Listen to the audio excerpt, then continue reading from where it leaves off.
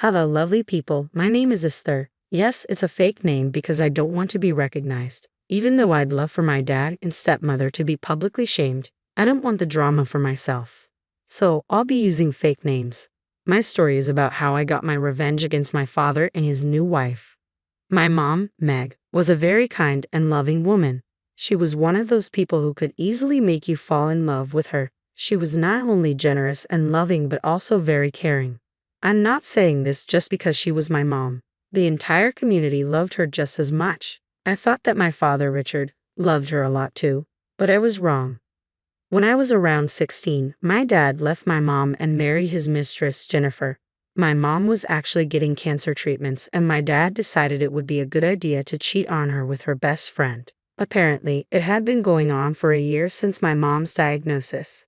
One day, my dad sat me down and told me everything. He said, "I'm sure you've heard that your mom and I are splitting. You have to understand, Esther, I cannot be with someone who is sick. I needed a wife who would take care of me. Jennifer makes me feel loved." I was shocked and angry. I said, "You have some nerve to try and make me accept your mistress. I'll never forgive you for what you've done. I don't want Jennifer anywhere around me again." My dad replied, "That will be a big problem, Esther. I'm going to marry her in 6 months as soon as the divorce is finalized. You need to attend our wedding and support us. People will talk if you don't show up." He showed no remorse. The only reason he wanted me to accept his affair was so that people wouldn't look down on him. I can't begin to tell you how disgusted I was. My mom tried her best not to spoil my relationship with Dad. She explained that she wouldn't be alive for long, so I needed to stick with the only parent I would have in the future. It made me super sad to hear her say those things. It was true that her cancer got worse and she didn't have much time left. I needed my dad back then. I needed his support. Seeing my mom die in pain while my dad was celebrating his new family was horrible. Still, I tried to have a relationship with Dad. The saddest part is that Dad didn't care about me at all. It's like a switch went off and he just stopped thinking about me altogether. He focused all his attention on his new family and stepkids. I was always left as an afterthought. I was even made to sleep on the couch while his new kids had their own rooms. When I complained, Dad and Jennifer jumped on me. They said, "How can you be so selfish, Esther? This is all very new to my stepkids. They need their rooms to adjust. You can sleep on the couch for a few days. This is my house and I will decide who stays where."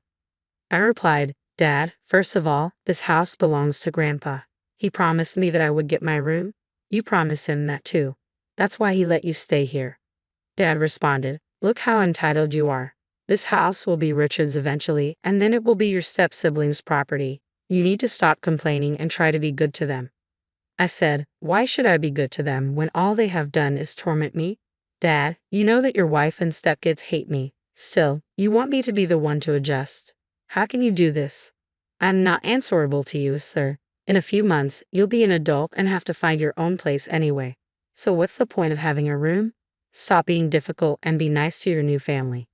I was crushed by what Dad had said. It was clear he would kick me out once I turned 18, while his stepkids, who were well past 20, had their own rooms. The favoritism and double standards were heartbreaking for me. Things got worse when my mom died a few months before I turned 18. I was devastated, but Dad offered no support. It was Grandpa Peter who helped me with everything. He helped me arrange the funeral and started to be my guardian. He always said, "Your dad is an idiot, Esther. He has no idea how much he has wronged your mother. One day, he will realize and face the consequences of his actions." I have given up on him, Grandpa. He's busy with his new family now and plans to kick me out at 18. I don't even know what to think anymore. Don't worry, Esther. As long as I am alive, I won't let you be without a guardian. You can depend on me for anything. So, I went to Peter whenever I had a problem. My dad was busy with his new family and didn't have time for me. This new family didn't like Peter because he disapproved of their affair and marriage, so they never bothered with him. They only wanted his assets and were waiting for him to pass away. Naturally, we both felt isolated and depended on each other for support. As soon as I turned 18, my dad made it clear I wasn't his problem anymore. He and Jennifer went through all the details. "So who turned 18 today?" "Esther, from now on, you are on your own. As an adult, you need to manage your expenses. We won't let you live in this house for free. You even need to pay us rent and utilities or get a different place. You're hogging the couch anyway." Wow, You two did have it all planned out. What about your own kids, Jennifer? They are adults but still live with you. Don't compare my kids to yourself. They are different and more important. Now Richard needs to build a relationship with them. She's right, Esther. I need to concentrate on my new kids now. You will always be my daughter, but I have to prove my love to them. And just to be clear, I cannot pay for your college. Don't worry, Dad. I won't ask you for anything. Actually, Mom already had a college fund for me with her inheritance money. I can easily pay for all my semesters. I have myself enrolled in one, so I'll be leaving soon. I'll stay in the dorms. You won't have to worry about me anymore. I genuinely thought they would leave me alone after that. I just wanted to get away from them. But mentioning the inheritance was a huge mistake. Suddenly, Dad and Jennifer were saying how unfair it was for me to have so much money. Dad even tried to make me give them some. I told them they didn't deserve Mom's inheritance and that I needed it to pay for college. I thought that would do the trick. It didn't. One day, when I was visiting Dad for the holidays, I overheard a horrible conversation between him and Jennifer.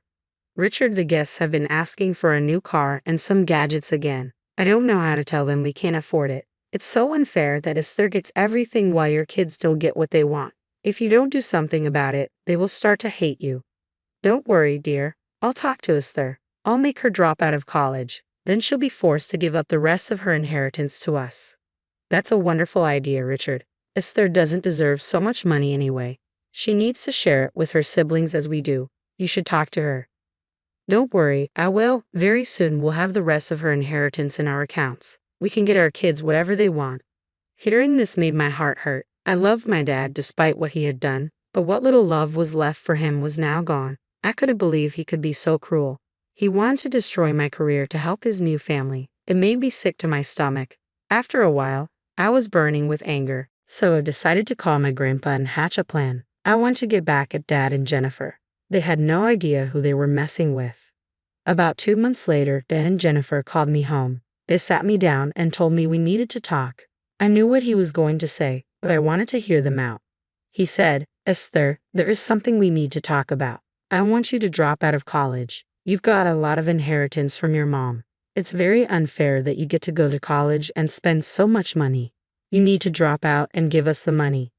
I replied, Excuse me, why would I do that? And what do you even need the money for? You are not my real dad. Dad persisted, Now, Esther, you have step-siblings and a new family. It was extremely rude of you not to share your inheritance. We want to remedy that. If you drop out of college, you won't need the rest of the inheritance. You can give it to us so we can help your new siblings get the things they want. You need to stop being so selfish and think about them. They could use the money for much better things. Hearing this, I began laughing very loudly in front of him. Then I pulled some of my documents out of my bag and said, I had a feeling that you would ask me something like this with the way you have been replacing me with your new family. Thankfully for me, I was prepared for this day. They asked, So, you have already dropped out of college. Will you give the rest of your inheritance to us? I replied, You must be living on planet delusion, Dad. There is no way I am dropping out of college. You and your new family do not deserve my inheritance. How dare you say that to us? Me and my kids are also your family. We deserve whatever inheritance you get from others. Families share, so you need to give us the money right now. What family, Jennifer? You and your kids have never made me feel like family. My mom was betrayed by the two of you. You and Dad mean nothing to me, and neither do your kids. So, I will not be dropping out and giving you any money. You cannot insult us in our own home, mister. You need to apologize to us right now. I'm very close to kicking you out of the house. Don't test my patience. I'm glad you brought up the topic of kicking out people from the house. Well, I guess I have some surprises for you too. Here, why don't you read this? I gave them the papers and let them read what was written on it. Their faces went paler with every word they read. By the time they had stopped reading, both Dad and Jennifer were in disbelief. Dad started to shake from what he had read in the documents. Where did you get these documents? This can't be true. This is impossible. Yes, this is true, Dad. Grandpa has signed over the ownership of the house to me. He had this plan all along. When I told him about the way you and your new family are treating me, he put my name on the house. No, no, no, that's impossible. This house belongs to us, not you. Peter cannot give the house to you. Dad promised me the house ever since I was young. He cannot give it away to you. It should belong to me. I'll make him give the house to me. Yes, abandon his other grandkids. Peter can't abandon his son, his wife. Talking to Grandpa won't be of any help. The house has already been transferred to my name. It's not his property anymore. It's now mine, and you should not waste your time on Grandpa. You have worse things to worry about, Dad and Jennifer. What the hell do you mean, Esther? I don't like the way you're speaking to me. Well, in that case, I won't speak to you at all, Dad. Here, you can now take these documents and make sense of them yourself. Enjoy your lovely karma, guys. Bye. As I was leaving, I could see that my dad and Jennifer were reading the second document with great curiosity. This time, they looked absolutely shell-shocked and started to shout my name. By that time, I was already making my way out. I ran to my car, got in, and drove away before they could get hold of me. You must be wondering what was in the second document. Well, it was an eviction notice. I legally gave them a month to leave the house that now belongs to me. It was just the start of my revenge. I drove straight to my grandpa's house after serving Dad the eviction notice. I knew that Grandpa would be waiting for me. After I reached him, we would start our second step of the plan.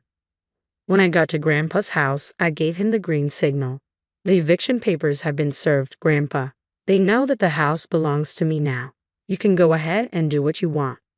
Good job, Esther. Now I'm going to call my friend, who is Richard's boss. I requested my friend to give my son the job because he was in financial debt.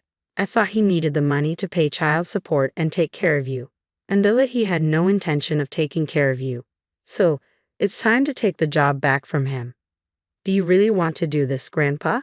They might show up at your place and make a scene or beg for money. They can beg as much as they want, Esther. They won't get a penny out of me. That's a promise. I won't let them go for neglecting you. It's my responsibility to protect my granddaughter now. Grandpa became the best person in my life during that time. His love for me knew no bounds, and it truly showed me what a real family does. True to his words, Grandpa called his friend to get Dad fired. He also called his lawyer to talk about inheriting Dad. Around an hour or two after everything went down, Grandpa started receiving angry calls and texts from both Dad and Jennifer. At first, Grandpa ignored them, but then he decided to give Dad a piece of his mind. He picked up the call and said, "What the hell do you want, Richard? I think I have made it clear through my actions that I'll be of no help to you. Dad, you can't do this to me. You can't do this to your own son. What kind of a father are you? How can you destroy your own son's life? You keep forgetting something, Richard. I am being the same kind of father that you were to Esther. I'm not doing something out of the ordinary, Richard. I'm mirroring your actions. You tried to make Esther give up her inheritance and her studies. When she refused, you threatened to kick her out. I know everything, Richard. Don't teach me how to be a father. What I do with my daughter is none of your business. She has become a spoiled brat because of you. She doesn't respect me or my wife. She doesn't want to share her inheritance. Yes, she doesn't want to share the inheritance her mom left for her. She doesn't want to give money to the people who betrayed her and her mother. She has done nothing wrong. I've helped you a lot in life because I wanted you to learn to be a good dad. You haven't done anything but make a fool out of me. I'm done enabling you, Richard. In a few days' time, you will be completely disinherited." Grandpa said that and cut the call on Dad's face. It was glorious for me. Grandpa also looked like he had finally dealt with Dad like he should have done before. He requested me to stay with him for a few days until he sorts things out. He had a feeling that Dad and Jennifer would show up at my dorm and make a scene. He didn't want that to happen. My roommate informed me that my dad and stepmother did try to meet me at the dorm. When they didn't find me there, they came straight to Grandpa's. They demanded to know where I was and accused me of destroying the family. Dad, you can't stop me from parenting my own child. I am her father and her legal guardian. I have the right to see her when I want. I'm a full-grown adult, Dad. You made it very clear that since I turned 18, your responsibilities towards me have ended. Well, guess what? It also means that you no longer have any legal rights to punish me or take me with you. Listen to me, Richard. If you know what's best for you, you will take your wife and leave my house immediately. I have already made your life hell. Don't make me call the police on you too. Trust me, son. I won't hesitate even for a second. That was enough to make Dad leave me and Grandpa alone. Jennifer tried to cause a fuss, but Dad dragged her away. After this incident, there were a few days of radio silence from them. However, when their eviction date came near, the tears and begging restarted on their own. They came back to the house to beg us to let them stay. Apparently, they had no savings and no means to rent a place. Their kids refused to get jobs to help them out and also refused to move out, despite being well over 20. Grandpa and I didn't pay any attention to them. When the eviction period was over, Dad and his new family had to leave my home. Dad showed up at our doorstep with his bags. He said that Jennifer had decided to file for divorce since he couldn't provide for her anymore. Dad broke down in tears and begged us to give him another chance. But it was too late for him. I told him that I wanted nothing to do with him. The last I heard, Dad is currently crashing on a friend's couch and trying to find a new job. His last removal from the job didn't look good on his CV, so people were rejecting his application left and right. At this rate, he'll be forced to take a huge payout and work below his last designation. I have no idea where Jennifer and her kids are, but I know that she has filed for divorce. I guess she is on the lookout for her next victim. Meanwhile, Grandpa and I are still as close as ever and working hard at college. My current dream is to follow in the footsteps of my mom. Please wish me luck.